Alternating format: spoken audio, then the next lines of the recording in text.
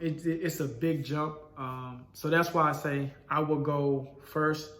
Lease on is my advice. Get comfortable being an owner operator. Get comfortable knowing that, hey, when this tire blows, it's on me. I can no longer pick up, say, hey, man, y'all truck broke down, you know. I want to buy a truck. That's what's up. Let's talk about it. Before we dive too deep, I want to ask you guys, thank you for your time. First of all, thank you for your time for rolling in. Subscribe to the channel, click the notification bell so you know when I'm dropping another one. Like the video, comment. Let's do this thing. Let's get to it. Let's roll on to the video. Why you sleeping on us? Why you sleeping on us? No cap, we gon' have to make them believe us. Yeah. Wake up. Yeah. Wake up. Sleep on us. Wake up. Yeah. What it is, what it was, what it is, what it does. It's your boy Lean Trucker, back with another. Today we're gonna talk about buying a truck. Buying a truck can be very stressful, exciting, overwhelming. It's like a whole bunch of emotions wrapped up in one. So I want to start out talking from personal experience. What led up to me buying a truck? What was my why? What plan did I have? What kind of advice was I getting? And so on. But I'm gonna get right to it. Here's the cold hard truth. I never intended to buy one. There was a series of events that led me end up going into the own operated direction. I was actually pretty content and fine with doing what I was doing. So I was a local gas hauler with a pretty good schedule, working it was Tuesday through Saturday, off Sunday and Monday. I believe my schedule, I had so many different hours leading up to it, but I think I eventually got around to coming in around 5 o'clock, getting off around 3 or 4 in the afternoon, 5 in the morning to 3 or 4 in the afternoon. I was doing good. I was, like I said, pretty content, had enough time to get off, get home to my son, taking a football practice, all the good stuff. So it just really didn't cross my mind. I was making, I believe at that time as a company driver, between 60 and 70, depending if you work extra, work a little extra shift or do half a shift or whatever. So I was good. I was just rolling right along. Things were going fine. So as always, when you got a good thing going, something happens. So what ended up happening was the rumors started swirling around that our company was getting bought out by, I believe it was 7-Eleven. Yes, 7-Eleven. Our company was getting bought out by 7-Eleven. And they didn't tell us anything as far as the company. You know how these companies usually do. They don't tell you much of anything. And then finally they called an emergency meeting because word started going around. What happened was a store clerk told one of our drivers, she asked him somewhere along the lines, because I remember he called me as soon as she told him, as soon as he left the store, she told him somewhere along the lines of, so what are you guys going to do, once the new crew take over? She's like, new crew? What are you talking about? And she was like, oh, you don't know? He was like, no. And she was like, well, I just heard that, they were selling a company and the new company is taking over. And he was like, man. So he immediately called me and asked me, hey, man, have you heard of this? I'm like, no. So of course, as you can imagine, we called it. I was calling around, shooting text messages, asking people if they had heard of it. And lo and behold, it got around to the company and they called an emergency meeting where they actually went on and told us now, right? Like, okay, the rumors you heard, they're true. We did sell the company, or they, the higher ups, sold the company, and we don't really know what's going on next. And they're like, doing typical company speak, right? They saying, well, we don't really know what's going to happen next, but then in the same breath, they're saying, listen, guys, not much going to change. We're going to run everything as usual. We're not changing dispatching, managers, nothing's changing. It's just a new company taking over. Well, of course, because they weren't telling us the truth at the beginning, because of course, when we all found out, was the word was going around, you had a few of us walking to the supervisor's office and asked, and he was like, man, guys, I don't know what you're talking about. There's no truth to it. Obviously, we found out later, there was some truth to it. And so we don't have much confidence in what they're saying. So at this point, as you can imagine, a lot of guys are thinking about moving around. looking at other companies. And I was one of them. Now, I will say this. On my end, it was actually more to the story, but this not really about that. But I had some issues with the new terminal manager that kind of led up to my deal. But again, I could just say that for another time. But yeah, so we all started looking at just contingency plans, really. Not a lot of us were serious about moving on, but it was like, hey, just in case, you had a backup plan. And that's where the ball kind of got rolling with me at that point. So a friend of mine was the first one to take the jump, right? He leaves, go to in the same industry, just another fuel company. But this particular fuel company, you had the option to become our own operator. The company we were with, we didn't have that option. So he leaves and he just go out there and just straight balls to the wall as far as he just buy the truck and he goes. And it's about a few months in, he's like, hey man, I'm telling you, the money, it's there. You need to, kind of think about it. So he was actually very transparent. We still talk to this day. He's still very transparent. So he would like show me his settlements, all the goods, be like, hey man, these loads that you was running over as a company guy that was paying this, man, over here, they like paying 3-4 times that amount, So it's like, of course, I'm over here thinking real hard, right? Like, okay, so my next move from there was to talk to an owner operator at that fuel company because they was looking to hire guys. And that's what I took off at. Talked to him, we negotiated, agreed on the pay, and then chunked the deuces. So now I made my way over here to the new spot. And my original plan was we actually agreed to this in writing, was to work for him for a year. After a year, for him, all best was out. But in my case, I was gonna give me a truck. At this point, if like, well, boy telling me it's real, well, let me rephrase that. I knew what he was telling me was real, but if it's working for me, as far as working for the owner operator, I was working with the same company. I would be working with the same dispatchers. As far as if I had my own, the only difference is my truck instead of working for him. And yeah, so I was going along and things was going like well. I was out there like being real productive, pretty much making that guy a lot of money. So we just kind of, time came around, income tax came around. It's like, hey, let's think about this. Long story short, that end, 6 months later, I'm out. So I got my own truck. That's the part that led up to me getting a truck, was pretty much going through that whole experience of how it almost came out of nowhere. Talking like from the beginning, from the rumors to the time I made the jump to the time I would get my own truck was maybe, 6 to 8 months. And it was like, here we go. And quickly, let me tell you my why. Because I believe why you doing it and the plan you have is actually very important. Whether it works out or not, your why and your plan is actually very important. My why was simple. I wanted to own my own business. That part I knew. I've been knowing that since I was 18, that I wanted to own something.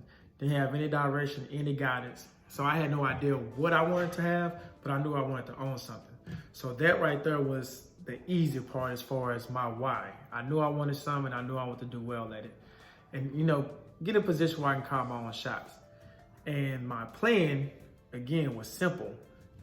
You doing the same job, you working with the same dispatchers. Like when I say working with the same dispatchers, I'm still calling them for a load. I'm doing the whole thing because you leased on with that company.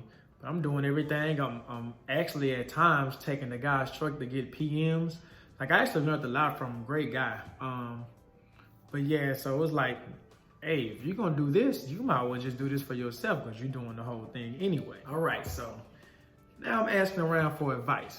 I'm talking to guys who've been in it for a while. Obviously, I'm talking to the homie because he literally had just went through that process at that point about, I think, 6 months ahead of me. Yeah, that's right, because he's left, 6 months ahead of me. So I'm asking him what was his thought process into it, and just asking other people who have been doing it that I've met at the time that have been doing it longer. And I'm telling you guys, there is no right or wrong answer with this. This stuff is wide ranging. I had the man, get you a, a very low mileage, they didn't use the word expensive, but, costly truck. You want to get you a good truck, and they wouldn't, like I said, they wouldn't give me a price, but they was talking about with my experience now, like 60, 70, $80,000 trucks. And then you had the other end, which was complete polar opposite. They'd be like, hey man, get you the cheapest truck you can find. And that guy, I don't remember who he was now, but his philosophy was this: the quicker you pay that truck off, the quicker that it's all your money. You don't owe anybody. So this guy was one of those. It didn't matter if you had 800,000 miles, 900,000 miles, get the payment over with, buy your cheap truck. His number was more around like 10 to 20,000, as far as the truck. So that's what I mean. Like, it was wide ranging. Miles, you had some people say, hey man, don't go over 700,000 miles. And then you had some that, truck is a truck, man, it's gonna break down, And that's another thing I wanna throw in too. The reason why I personally say there is no right or wrong answer, okay? When I was with the company hauling fuel, we would get new trucks, as companies do. And I would notice, like clockwork, those new trucks break down, just like any other. Now, the advantage that you have, of course, with a new truck is it's under warranty. You can take it, and get a service under them. And just a little small quick note, Freightliner, because these trucks was made by Freightliner. Freightliner in this area anyway, it's $125 an hour for just there. And they charge you minimum, I believe it was minimum 2 hours to check anything. So yeah, it can get pretty expensive. But anyway, they had a warranty. The point I'm making here though is that they would break down at the beginning. I've heard stories about, or I hear how people say, hey man, get you a new truck. That way you ain't gotta worry about any problems. You're covered under warranty. And again, there's no right or wrong, but in my opinion, that sounds good. It's true, you are covered under warranty, but I personally don't trust a lot of warranties in my life, whether we're talking about personal vehicles, home warranties. It seems like everybody always got a way to try to get over insurance companies. Like, we got to have that stuff, and I have them, but it seems like they always find a way out. So me, I got a mental trust issue there. But anyway, I am not saying don't get a brand new truck, but I am saying that's something that I personally wouldn't do, based on the fact that those new trucks costing $100,000 plus, and you getting truck notes. At least, again, the number I was given. I haven't researched this because I just wasn't interested. But the number I was given, we're talking 2,000, 3,000, somewhere in those numbers. Like, I think 3,000. I think one was 3,200. A month. And to me, that was just way too expensive. So on my end, I was getting all this different advice. So this is what I did. I went to Freightliner in my area. And in my case, I was very clear what I wanted. I wanted a day cab, which of course I would like to have a sleeper at this point, but it's working out. But I want the day cab because, again, my why. Excuse me. Not only did I know I wanted to own my own business, but I also know I didn't want to leave. I knew for a fact I didn't want to leave. My children were young. They was active in sports. I wanted to be there. So for me, it was very important that I be home. Buying a day cab prevented me from being enticed, no matter how hard things get, from going over the road. So again, that was a big part of my why. I am going to be very transparent about how much I pay for my truck, how much money I put down, all that. One of the key things I do remember, advice that I got was, ask for maintenance records. And at that time, I didn't think that, especially for a used truck, because I was only looking for a used truck, that was a real thing, but it really was. So when I went to the Freightliner spot, we was looking at trucks, and it was one that came that I saw was the truck I have. And I remember asking him where it come from because the miles were extremely low. It caught me off guard. I bought the truck in 2012. It was a 07. And at that time, the mileage was 238,000. I'm like, something not right about this. I know how we run trucks. So I was like, where it come from? And he said it came from Penske, which was just a rental place. I'm like, okay, that makes sense. He said it was just a local truck, run around. So, okay, miles, makes sense, checks out. I asked him for the maintenance records, which he actually gave me. And in the maintenance records, it told me things like, man, it's been a while, guys. Just how often they got the PMs, the oil changes, how often they did those, anything that they changed on it. Like I remember one thing specifically, they changed the clutch. I'm like, wow, it was pretty early to change the clutch. On the positive side, that's one thing I ain't gotta worry about. I did end up getting the clutches. Get some new clutches, unfortunately about 3 years down the line or something, cost me $2,200, by the way. But yeah, I was at the time excited that, know how to get the clutches changed. But anyway, you go through that list and you can see what they haven't changed, how often they've had PM, so you can kind of get a good feel on if it's been taken care of or not. They actually got accident history, where you can tell if, hey, a guy is trying to get rid of the truck because it's been in an accident. So I believe that was very good advice that I got that I can pass on. Another one that was very underrated for me, that's very important, is that the type of engine. Now, at the time, I'm like, okay, well, that matter type of engine, but the engine mattered because of mechanics. The kind of engine I got is a DD14, and mechanics love working on them.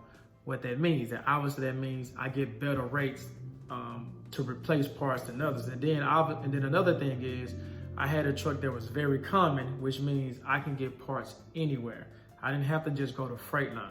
That's another very important part, because some of these places, some Volvos that I know a few people that have, they have to go back to Volvo to get it serviced, or not necessarily serviced, but to get certain parts, you gotta buy the brand new part. And I'm saying these are real differences. They may sound small now. Matter of fact, I'm gonna use a friend of mine. Just actually told me this maybe 3 weeks or a month ago. He got a Volvo, and he said that he was replacing, well, what was it? It was a filter, or needed a filter. But let me just get to the point. He said that if he went and the way he was doing it was trying to get it cleaned out or whatever, so it was ended up gonna cost him some, man, I don't remember, like $500-$600 or something like that, maybe a little more. But here's the real kicker. If he had to go back to Volvo because what he had was no good, it was gonna run him, I believe he said, over $4,000. And it could have been more. The point I'm making is that's very drastic. And that part, that's why I said those two things were very important to me, is that I needed parts that were accessible, where I didn't have to, and I don't have to go to Freightliner to get my parts. I can go to different places around the Metroplex and get them for cheaper, because Freightliner just, they upsell. And I still have things I have to go to them for, but having that option was very important. And then, like I said, my labor fees are I don't want to say they're cheaper, but in a sense it's cheaper because of the time. Like, the guys know what they're doing on those trucks, so I get charged less than a truck they're not really familiar with as far as engine. So hopefully you get the point there. And might I add, I'm not trying to get you guys to focus on the engine as much. The most important part I'm really trying to get by here is, whatever truck you buy, don't buy limited, just those kind of trucks, because if they're limited, some special, they're gonna have limited parts. You have to go back to either the manufacturer, or even if you go to them, sometimes they're not gonna have your parts. So now your truck is sitting, you're not making money. They gotta order stuff, it could take a week because they didn't have that part. It had to be, you don't wanna get into that problem. A couple other little small things, they could be major, but small things like check the tires, because you don't really want to have something that you have to replace. So if you do, at least okay, in about 3-4 months, I'm gonna need new tires. But check things like tires, the oil, rust as you look under the hood, the seats, just those basic things. Make sure you check those things. That way, at least you can kind of project and know what you're getting yourself into. I'm not saying make a long-term decision on those based off those things, of course, but at least you know what you're getting yourself into. Now, this is a personal thing that I'm finna say. This may not apply for everybody. No, absolutely no super singles. Don't buy super singles. I ran into a couple people who had super singles and they hate them. Why? It's the same reason as the parts deal. You buy super singles, or you get a truck that has super singles, which, if some of you guys don't know, is just, instead of we have dual, you have dual wheels, a pair on the side, and these are just one big tire. Those one big tires, whatever, are expensive. When I say expensive, I remember hearing things like $800 to $1,000 for one. Now, of course, if you put the two together, the other two drives and stuff like that, if you find a good tire guy, you're still looking at about $800, maybe a little less. Again, if you find you a good one, you can pay less. But the point is accessibility. They're not always available. Like, they don't sell them. Like, a small quick note. I have a flatbed. I had a step deck that I just sold. That step deck had smaller tires at the bottom, at the back, at the rear end than I did on my tractor. So anytime I needed the step deck tires, I had to buy those tires brand new. And the difference is, like here in the Metroplex locally, I can go find some, if I want to, I can go find some used tires for about $100, some good ones that still got about 12, 13 inch tread there for $150 if I just trying to get by, I don't want to buy new. And with those tires, it was costing me $300 every time. And again, they're just one of the options. If I went to the used tire place, they didn't have them because they were a rarity in the market. They don't carry those kind of tires. So I'm gonna use the same thing with a super single. If you're trying to go to some basic places, you may not necessarily have them. They may not necessarily have them in stock. And if they do, you gonna pay. One of the best pieces of advice that I was given, unfortunately, I did not listen to. You know what? I'm not gonna say unfortunately because thankfully it worked out for me. But I'm gonna pass this on. Get a mechanic that you trust to look at it. Don't be, well, I was gonna say don't be cheap. I don't wanna say don't be cheap, but pay a mechanic, whatever you two agree on, it's a fair price to come look at it. Obviously, he's independent. So when he's looking at the truck, he's just gonna tell you what he sees. They have a trained eye that we don't have. So when they can look and say, hey, that belt, they're not gonna be able to tell you certain things you don't see. It just happens, just like in a car. Some things you can't tell that's gonna go out, like an alternator, unless you have signs you don't know. But there's certain things that they can hear and say, something not right with that engine. There's certain things from turbos. It's just certain things that they can see. Not necessarily the turbo itself, which a brand new turbo, by the way, cost me over $2,000. But just different things from the clamps, a lot of different things that will cost you money that they can, with a trained eye, they can say, hey, check this out, check this, just give you a better informed decision, and I believe is worth the money. Another piece of advice that I think is pretty good is if you can find a truck that is upgrading their fleet for the same reason of maintenance. If a fleet is just upgrading, but they get the same type of trucks, I think that's a good idea to look into them because they will have maintenance records, the accident records, and you can look the same thing I was saying earlier. You can look and see what has been done, haven't been done, how often they've been getting the service. So as far as buying used, that's one of the best things you can do as far as having an educated decision of what you're buying, because a lot of these trucks, we have no idea where they come from, and people just getting rid of them because they've been a pain in their butt and so on. All right, let's get to my truck as far as how much I paid for it and all that. Okay, so on my end, going back to some of the advice, again, the money thing. When I'm saying money, I've heard people say, man, you need to have 10,000 down, 20,000 down, like just different loads amount of money. I didn't have all that. I remember one guy told me something that I thought was pretty good, and I still didn't have enough money, but he said, just have enough money in the bank to, if you need, for whatever reason, if you have an engine failure. If you have an engine failure, just have enough money to cover that. And I thought that was pretty sound advice from this aspect.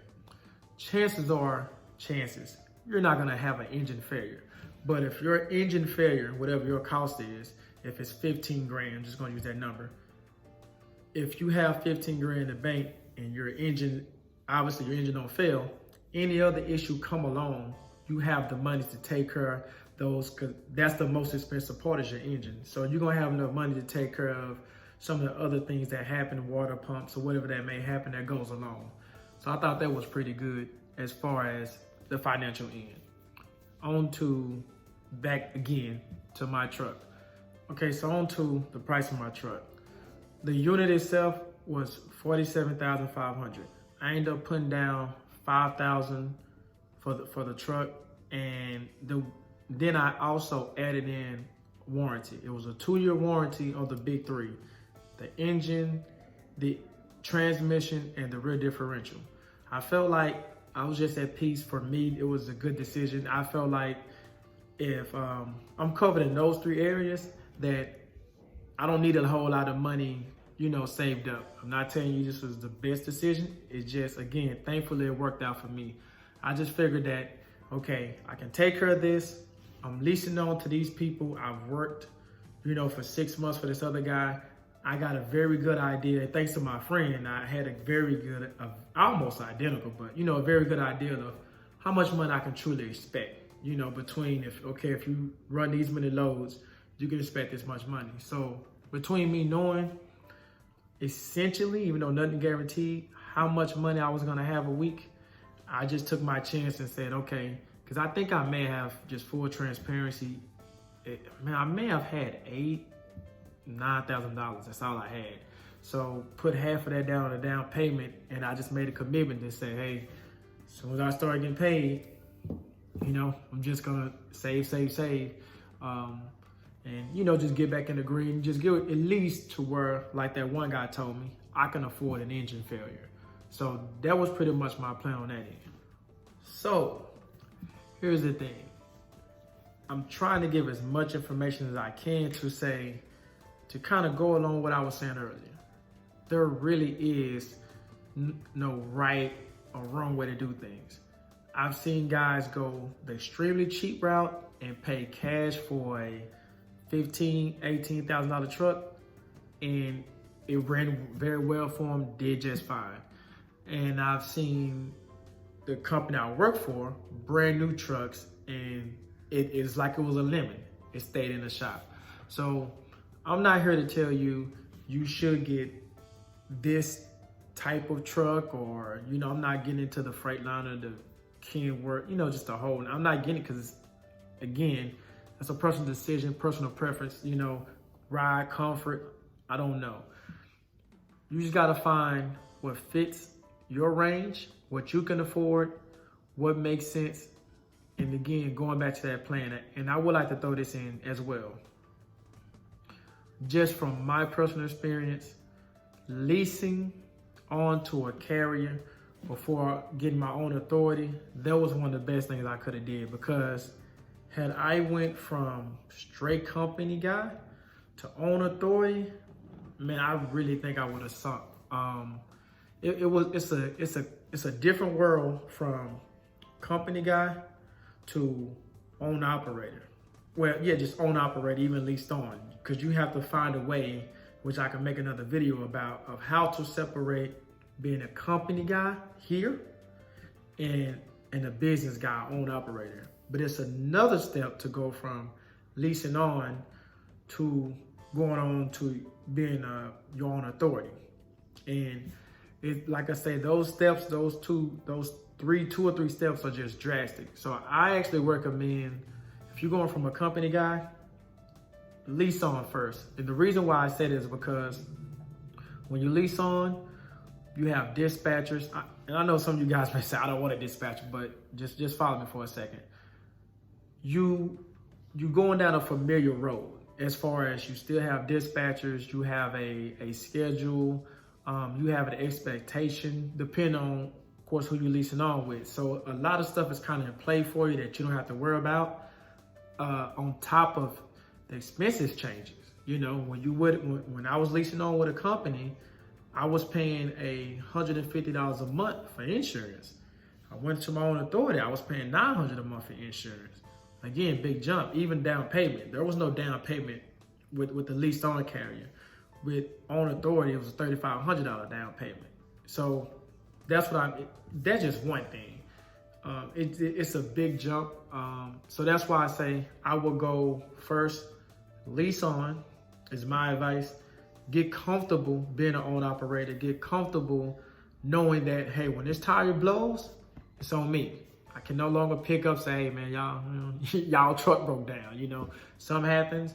You get used to being responsible for things like PMs, just those basic things, because you also have to make that transition. No matter if you're lease on authority, you gotta make that transition here. Business, you have to do the business end of it. When I say business, I'm talking about the keeping up with your money, your expenses. You have to make that transition. And I believe at least leasing on takeaway, it's not throwing everything at you. You know how they say throw the kitchen sink? It's not throwing the kitchen sink. You learn little by little. And then when you're ready, then jump on operator. Just my advice. You can do whatever you want to do, whatever works. But I really do think that's the best way to go. Lastly, I want to say this. Personality plays a big role. And that's what I mean. If you know that you're the type that you get bored pretty quick and you want to go on to the next best thing, don't get a truck. Having a truck probably is not for you, because you're making a commitment when you get this truck. So if you one who you in it for the long haul, as far as saying, this is what I'm gonna do, and I'm gonna take it, I'm gonna run with it, I'm gonna go, salute. But if you one of those who's saying that you know yourself and you like, after about a year or two, you're like, okay, this boring, I wanna do something else, don't do it. I really hope somebody I've said has helped you guys, because like I said, I know this is, it's a big step. It can, like I said, it can be stressful, overwhelming, exciting, it can feel fun, you know, all rolled up in one. Unfortunately, if you were looking for me to say, you need to go get this kind of, I just don't believe that's the way to roll. You know, I believe we all are independent thinkers and we're able to think for ourselves. We just sometimes just need a little information, a little more confidence to push ahead. If you have any questions, please comment below, ask away. I'll do my best to answer any questions that I can. And remember, keep it in mind, stay on the grind, one day at a time. Salute.